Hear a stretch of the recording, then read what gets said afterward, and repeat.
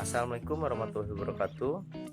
Kami dari kelompok 1 mata kuliah rancangan percobaan teknik kelas step B ingin berbagi sedikit video pembelajaran tentang rancangan acak lengkap faktorial.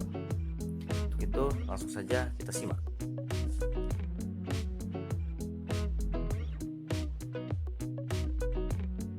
Baik, terima kasih saya Ulun Fadila. Di sini saya akan menjelaskan pengertian dari acak lengkap faktorial.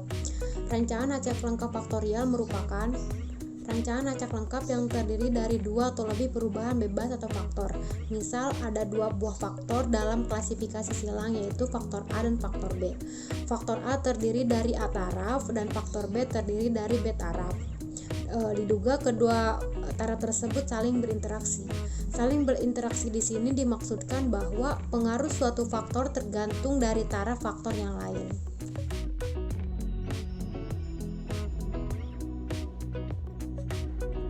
Baik, terima kasih. Selanjutnya saya Maya Elita akan menjelaskan tentang gambaran penelitiannya.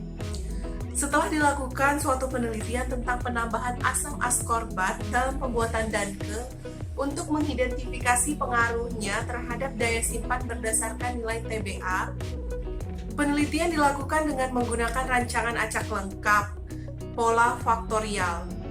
Faktor A adalah level penambahan asam askorbat 1%, 1,5%, dan 2%. Dan faktor B adalah lama waktu penyimpanan 4 hari, 5 hari, dan 6 hari. Adapun hasil nilai TBA penelitian yang diperoleh akan disajikan dalam tabel berikut.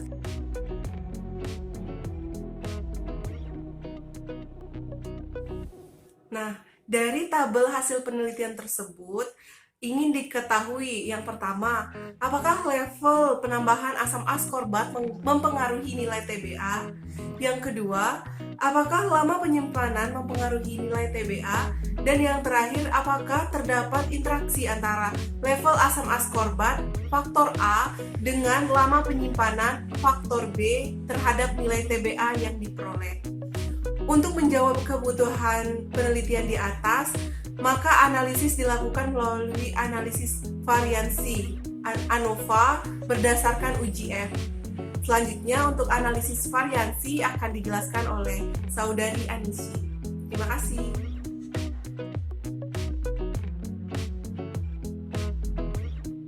Baiklah, selanjutnya saya akan menjelaskan tentang analisis variansi dan derajat bebas. Berikut ini adalah penjelasannya.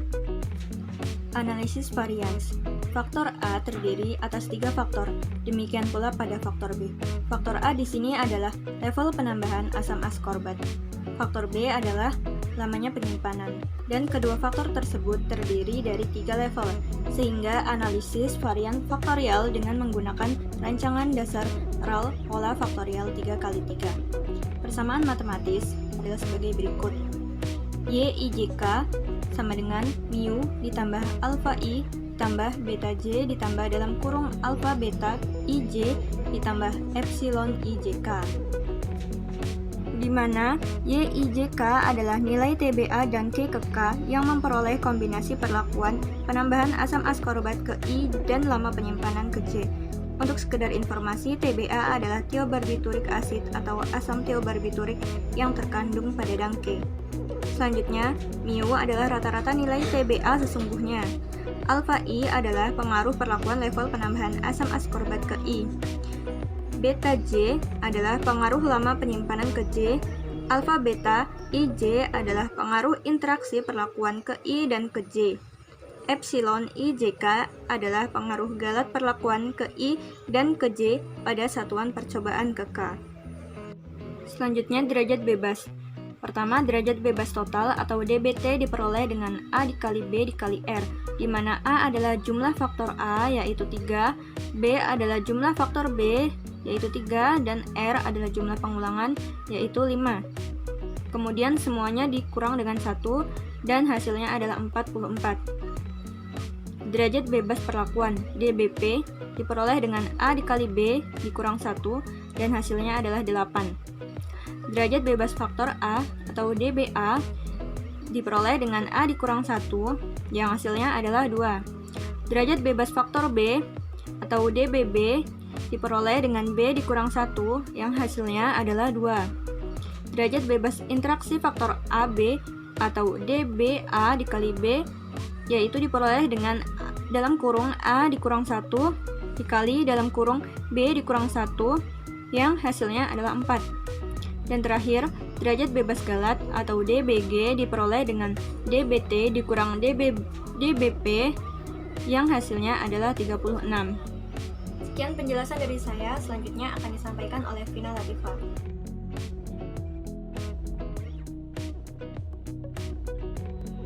Baik, selanjutnya saya akan menjelaskan tentang faktor koreksi, jumlah kuadrat total, jumlah kuadrat perlakuan, jumlah kuadrat faktor A, dan saya akan menjelaskan dengan manual. Oke, untuk yang pertama yaitu faktor koreksi. Data dari kelompok kami seperti ini, dan untuk menjelaskan faktor koreksi, yang pertama faktor koreksi itu adalah jumlah total keseluruhan perlakuan dikuadratin dibagi dengan perlakuan dikali kelompok.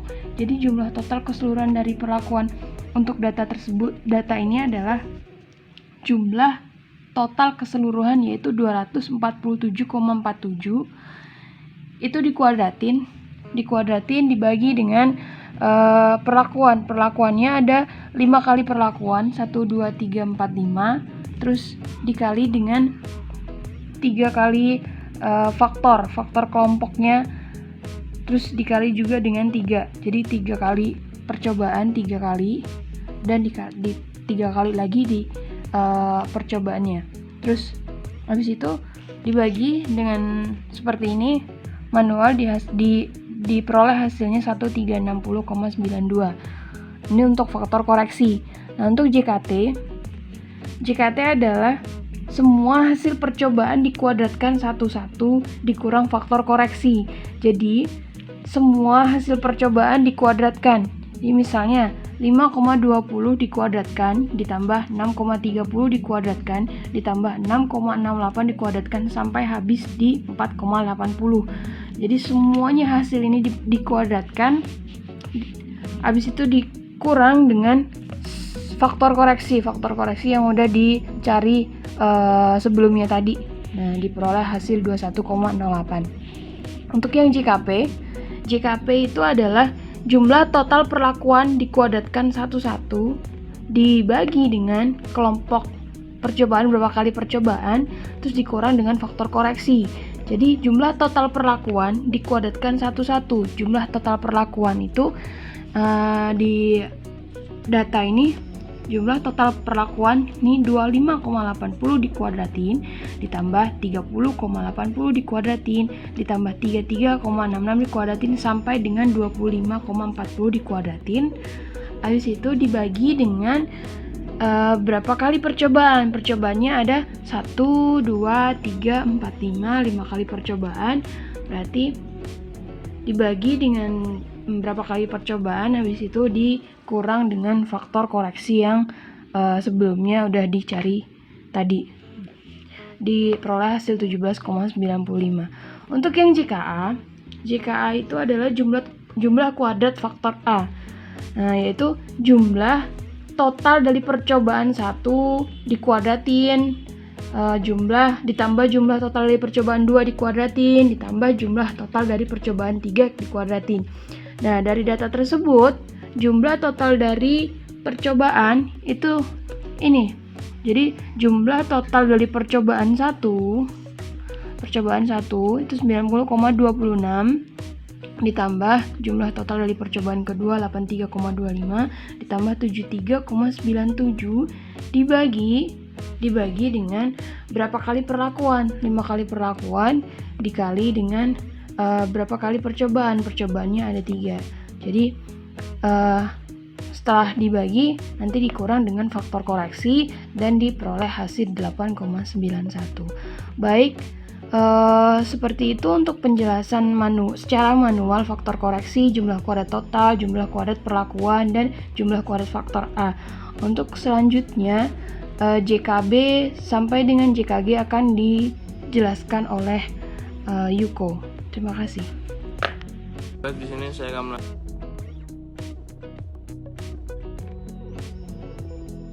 melanjutkan materi yang diberikan, yaitu jumlah kuadrat faktor B dalam kurung JKB. JKB sama dengan sigma dalam kurung sigma YJ tutup kurung pangkat 2 dibagi RA dikurang FK sama dengan 74,40 pangkat 2 ditambah 84,53 pangkat 2 ditambah 88,54 pangkat 2 dibagi 5 kali 3 dikurang 1360,92 sama dengan dalam kurung 5534,86 ditambah 7145,76 ditambah 7839,49 tutup kurung dibagi 15 dikurang 1360,92 sama dengan 2520,11 dibagi 15 dikurang 1360,92 sama dengan 1368,1 dikurang 1360,92. Hasil yang didapatkan yaitu 3,7,09. Jumlah kuadrat interaksi A kali B dalam kurung JKA kali B kurung JKA kali B sama dengan JKP kurang JKA kurang JKP sama dengan 17,95 dikurang 8,91 dikurang 7,09. Hasil yang didapatkan yaitu 1,95. Lalu jumlah kuadrat galat dalam kurung JKG sama dengan JKT dikurang JKP sama dengan 21,08 dikurang 7.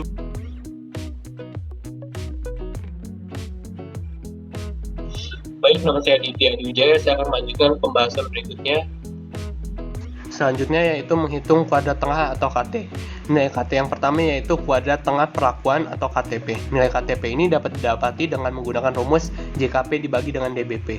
Selanjutnya yaitu kuadrat tengah faktor A atau KTA. Nilai KTA ini dapat didapati dengan menggunakan rumus JKA dibagi dengan DBA. Selanjutnya yaitu menghitung kuadrat tengah faktor B atau KTB. Nilai KTB ini dapat didapati dengan menggunakan rumus JKB dibagi dengan DBB.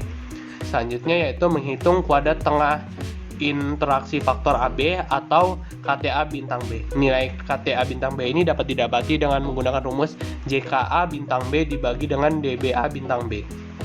Selanjutnya yaitu menghitung kuadrat tengah galat atau KTG.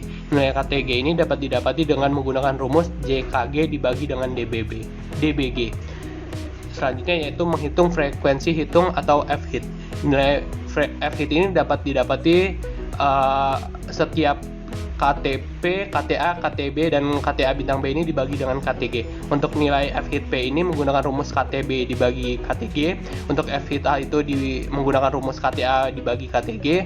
F-hit B menggunakan rumus KTB dibagi KTG. Dan yang terakhir F-hit A bintang B menggunakan rumus KTA bintang B dibagi dengan KTG. Baik,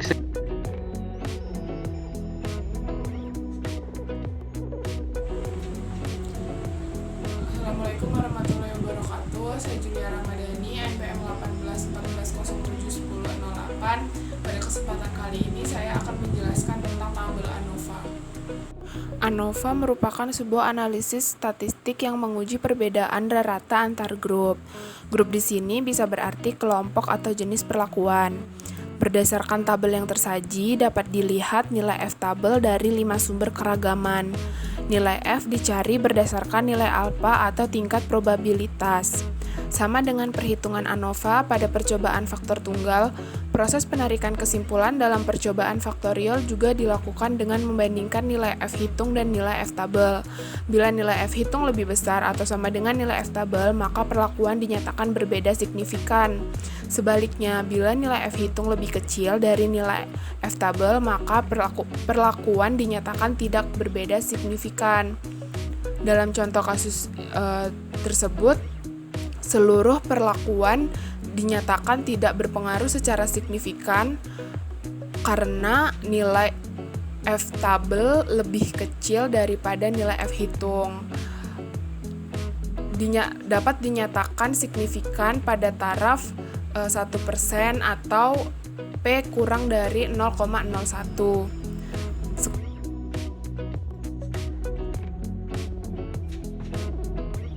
Baik, saya akan menjelaskan tahapan yang pertama setelah kita melakukan suatu program SPSS, yaitu proses penginputan data. kita klik pada bagian table view yang ada pada sudut kanan bawah Windows. Nah, itu kita akan mengisi suatu tabel atau kebutuhan yang akan kita proses nanti. Itu di situ ada dilihat dari tabel ada faktor A, faktor B, ulangan, dan nilai TBA. Kita sesuaikan nilai-nilai yang perlu kita masukkan. Kemudian perhatikan pada kolom measure, karena pada baris pertama dan kedua itu adalah nama faktor, maka rubah nama scale itu menjadi ordinal. Kemudian setelah itu perhatikan pada kolom value yang masih tidak ada, belum ada isinya. Pada kolom ini akan dimaknai tiap-tiap nilai variabel faktor yang akan dianalisis. Jadi kita klik pada kolom value. Untuk faktor A selanjutnya akan muncul Windows value label. Nah, di situ kita akan mengubah nilai pada tabel tersebut. Pada value isi dengan angka 1, kemudian beri label AA 1%, itu artinya nilai dari data tersebut. Kemudian kita isi sampai pada tabel, yaitu 1A sama dengan A 1%, kemudian ulangan 2 AA 0,5%, dan selanjutnya. Kemudian setelah langkah selanjutnya lakukan yang sama untuk faktor B, yaitu faktor B, di mana 1 sama dengan 4 hari, 2 sama dengan 5 hari, dan 3 sama dengan 6 hari, sehingga tampilan akhir pada variable view terlihat pada tabel view. Kemudian langkah selanjutnya kita klik data view yang terletak pada kiri bawah. Kemudian akan muncul faktor A, faktor B, ulangan, dan nilai TBA pada kolom data view. Nah, dari situ. Kemudian pada data tersebut kita isi nilai ulangan secara berderet 1 sampai 5. Kemudian pada faktor A dan faktor B isi angka 1 sebanyak dengan ulangan yang kita peroleh, yaitu ada 5 ulangan.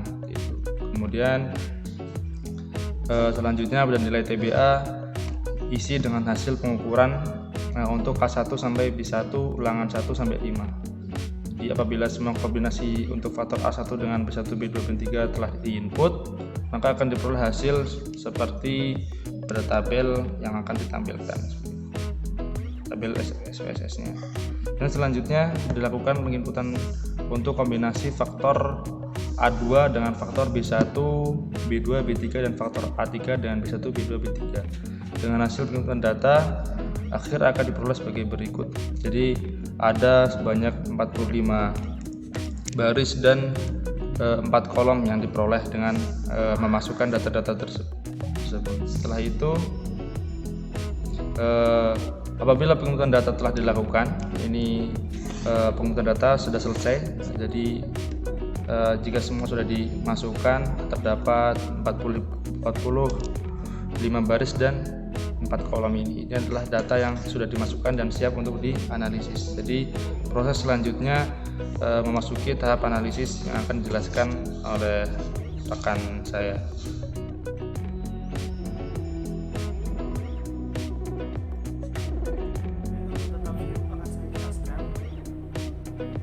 Nah, untuk data view bisa dilakukan dengan cara mengklik data view pada kiri bawah window.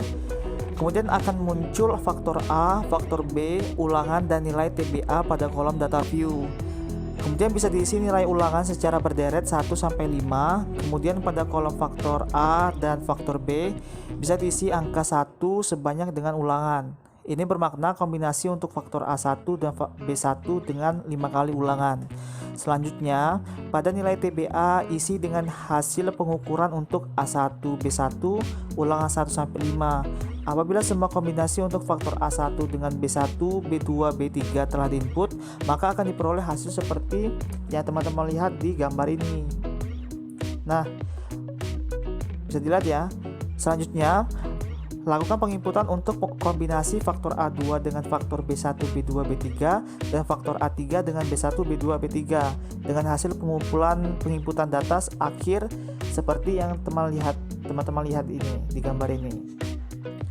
Nah, apabila penginputan data telah dilakukan, selanjutnya kita akan masuki tahapan analisis data. Seyogyanya, sebelum melakukan analisis varians, sebaiknya terlebih dahulu dilakukan pemeriksaan asumsi ANOVA. Untuk keperluan tersebut, data Anda lihat pada artikel yang secara khusus membahas langkah-langkah pemeriksaan data.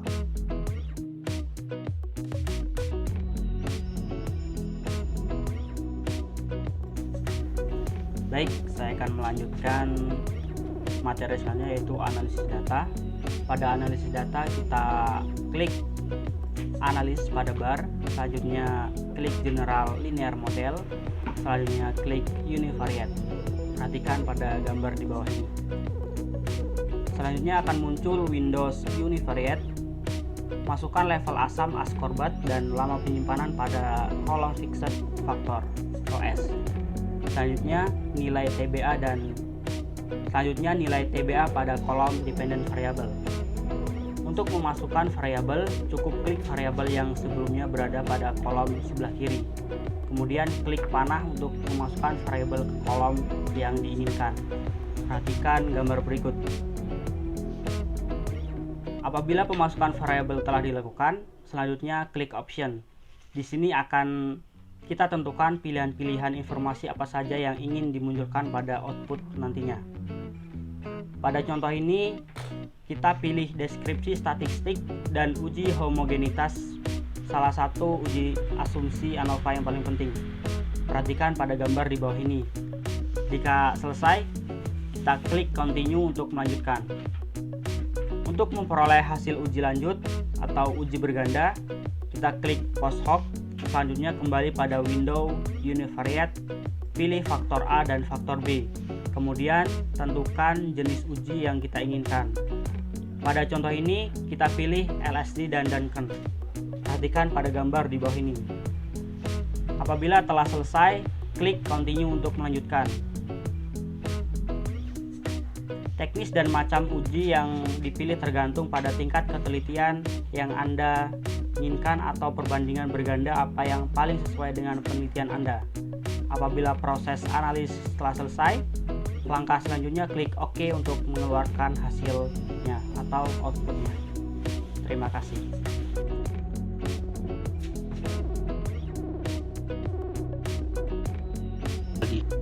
Demikian yang bisa kami sampaikan. Semoga materi yang kami sampaikan dapat berguna. Kurang lebihnya mohon maaf. Wassalamualaikum warahmatullahi wabarakatuh.